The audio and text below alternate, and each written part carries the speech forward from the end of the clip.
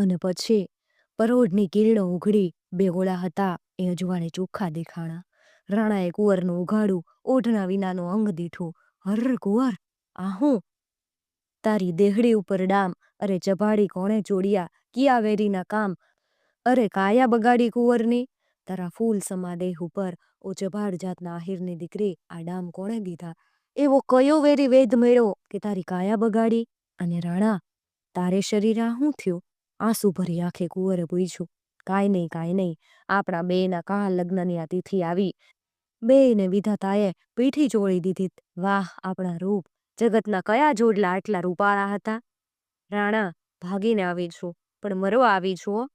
લગ્ન કરીને ઘર સંસાર માંડવા નથી આવી હો. હું સમજુ છું કુંવર, આ ભવમાં ઘર સંસાર હવે મંડાઈ રહ્યા.